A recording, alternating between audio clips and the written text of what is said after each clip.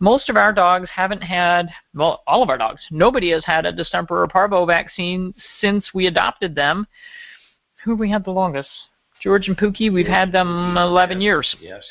And they have not needed vaccines. Their titers are still good. So we titer them every year. At least once a year. At least once a year. So you can ask for a blood test called a titer. They are not hundreds of dollars. It should be under $100. They can be sent to hemopet.org. Dr. Gene Dodds, that was another phenomenal interview. They can be sent to Kansas State University to the veterinary school lab there. And Dr. Ron Schultz also has titers, you can send in through him. So, don't be scared off. What would you recommend to these folks? A lot of times they're going into their veterinarians, and the veterinarians are just sort of poo-pooing the idea of a titer, that they're too expensive, they don't really give accurate results. What should a person do when they're faced with that situation? Stick to your guns. Absolutely stick to your guns and say, no, I want a titer, and I know that it doesn't cost that much. I think that you can actually go on Dr. Gene Dodd's website and see the pricing right on there. Now, certainly your veterinarian is entitled to charge you a fee for drawing the blood and spinning it down and shipping it. That is fine, but, we all know how much it costs to mail something. So, and they are entitled to be paid for their time to draw and spin the blood. That is absolutely valid. But it shouldn't be $300 to get a titer run. Now, the rabies titers are a little bit different. They're a little more expensive. You're probably going to pay about $100 for just a simple, is my pet protected for rabies or not? That titer will not be valid for licensing, but it will tell you whether your pet is protected if you have a concern. If you're in a high rabies area and you want to know, is my pet protected? Now, is the accuracy of the results that you get from a titer, is the accuracy at a high level? Yes. Okay.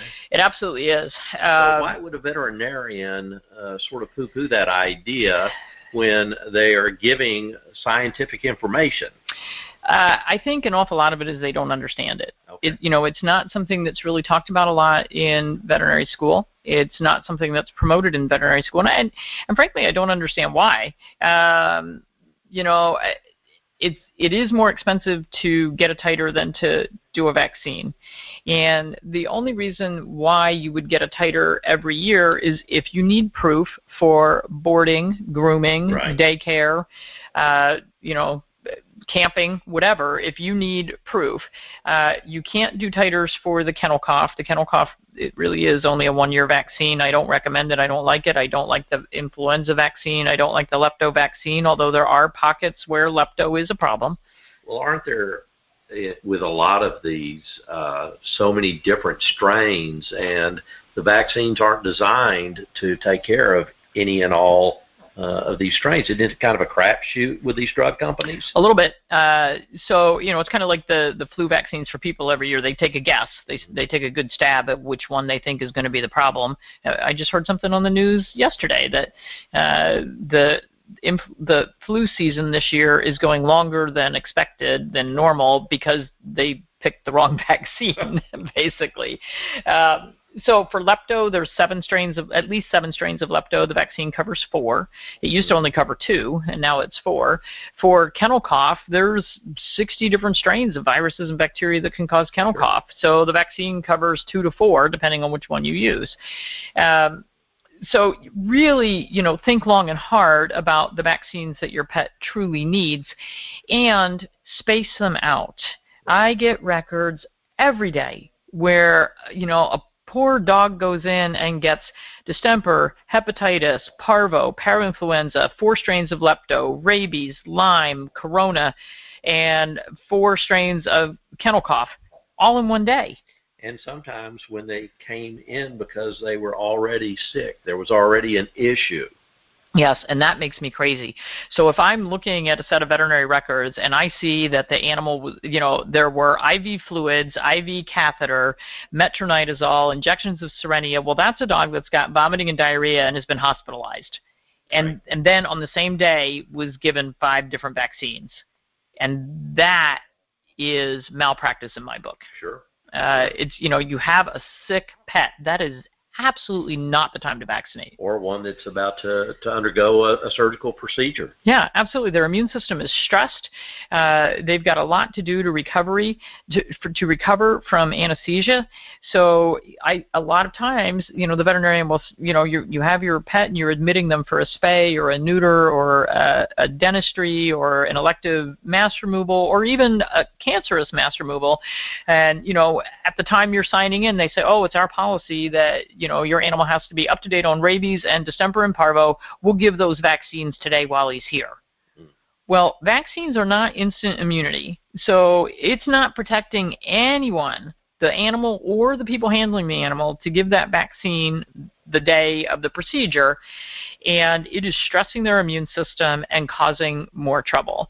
So, if that is their absolute policy, you have two choices. You say, well, this is an elective procedure, and I will wait, if that's your policy. We can do the vaccines one at a time. So if we need to do a distemper parvo, I guess we're doing that one today. We'll be back in 3 weeks. We'll get the rabies then. And, then 3 weeks after that, we'll come back and we'll get this procedure done. Sure. Or you find somewhere where they're not quite so crazy. So those are the kinds of things that I see. I also see, 6-pound dogs that never go outside. Their feet never touch the ground. They use pee pads inside a high-rise apartment. Literally, their feet never touch the ground. Exactly. And they are given 16 vaccines. And their exposure to any of these is zero. Zero. They go nowhere. They go in a pocketbook on the person's shoulder. So you really need to educate yourselves, stand up for your pets, and say no. So the same thing with kitty cats. Cats love to make fibrosarcoma tumors from injections, in particular vaccinations.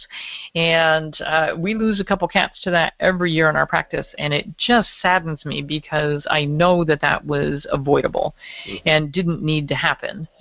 Well, shouldn't that be another question that you ask your veterinarian when you go in for these vaccinations, is what is their protocol for actually administering?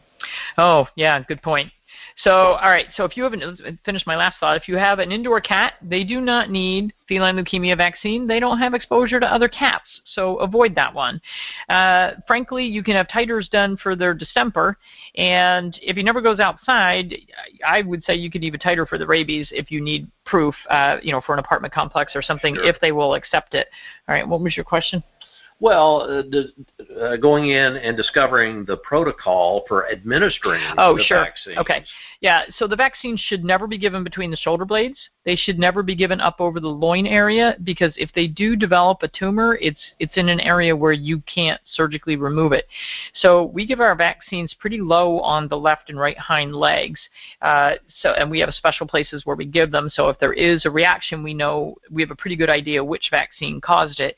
And sadly, we do that so that the whole leg can be amputated and hopefully save their life. If it's over the shoulders and they decide to make a big nasty tumor, there is just not a whole lot you can do there. I do have one cat in the practice right now, little Willow. She lost her right hind leg to a vaccine tumor probably 8 or 9 years ago, and she survived it with the amputation. How about that? And God bless her, she's one of the few that I've seen survive it. So you really do want to be careful with the vaccines. Use them sparingly, use them only when necessary, and give them one at a time, individually, not at the time of illness or surgery. Correct. Okay. All right, time to take another break, and when we come back, we're going to hit our last pillar, and some of you can probably guess what that one is. We'll be back in a couple of minutes.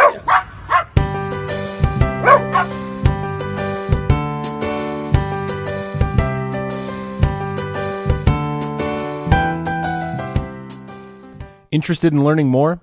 Visit Dr. Morgan's website at www.drjudymorgan.com, where you'll find detailed information about her blogs, a schedule of her upcoming speaking engagements, free information about integrative and holistic medicine, as well as an interactive forum where anyone can ask Dr. Morgan a question completely for free. Visit her website today to join the mailing list where you'll find exclusive information and promotions only available to those select subscribers. Dr. Morgan is an accomplished author, having published several books about veterinary medicine and home cooking for your pets. You can find From Needles to Natural, detailing her journey from practicing traditional medicine to understanding the healing power of holistic practices today on Amazon Prime, as well as What's for Dinner Dexter and Canine Kitchen Capers, which are two great recipe books that you'll find both delicious and entertaining. When it comes to our pets' health, you can never be too careful. We invest significant time in ensuring that they have long and happy lives, but it's important to invest the same dedication into our own longevity. The key active ingredient in Dr. Morgan's wellness formula, pure New Zealand deer antler velvet, is now available as a standalone human-grade product. Life Deer Antler Velvet is a whole food supplement rich in calcium and collagen to support healthy joints and strong bones. Our products prioritize purity, ethical harvesting, and quality sourcing above all else. Visit lifepurerecovery.com to learn more and order your first bottle today. Tune into world-renowned author, speaker, and holistic veterinarian Dr. Judy Morgan, and now radio host of Dr. Judy Morgan's Naturally Healthy Pets on syndicated Dreamvisions 7 radio network every Monday and Tuesday, 7 a.m. and 7 p.m. Eastern Time. Not sure which vaccinations should be given or how often? Not sure which food is best for your individual pet? Find out the answers to your questions in this weekly show where Dr. Judy interviews top experts and showcases the latest products that will help your pets stay naturally healthy. Does your dog have bad breath? Tired of spending money on expensive dental procedures? Try out Dr. Morgan's Dental Drops today and save money while maintaining your pet's oral health. With New Zealand deer antler velvet as the primary ingredient, Dr. Morgan's Dental Drops are effective for treating stomatitis, gingivitis, and ulcers. You can purchase Dr. Morgan's Dental Drops directly from Amazon Prime or from her website, www.drjudymorgan.com. Dr. Morgan's Wellness Formula for dogs and cats provides multiple health benefits in one product. Made with all natural ingredients sourced from New Zealand, this supplement can be used routinely to maintain overall physical and mental well-being.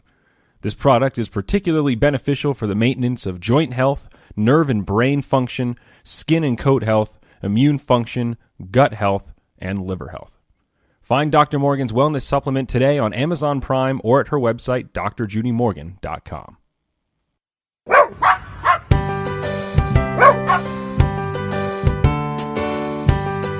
Welcome back. You're listening to Dr. Judy Morgan's Naturally Healthy Pets on Dreamvisions7radio.com. So my husband Hugh Grant and I have been discussing our 3 pillars for health, and the first one was good, wholesome, high-quality food for our pets and ourselves. One of our favorites. Yeah.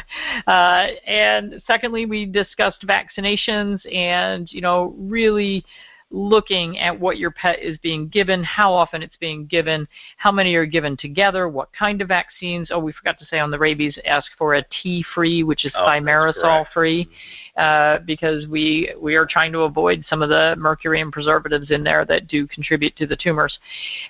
So this third pillar, chemicals. We live in becoming a more and more significant issue. We live in a chemical world. We do. So Roundup, which is glyphosate, is being found in the urine of cats, dogs, people, farm animals. It is being found in rivers. It is being used on crops that are being fed to our animals. And it's in the food that we are eating and that they are eating. And it is a huge problem. And they have definitely connected it to non-Hodgkin's lymphoma. Right. I think that's what it is in people. And we just really have to wonder what kind of problems this is causing for our animals. And one of the reasons why things like this can be magnified in our animals is that you've all been brainwashed, unfortunately, over the years, and hopefully we've changed that over the past 2 years.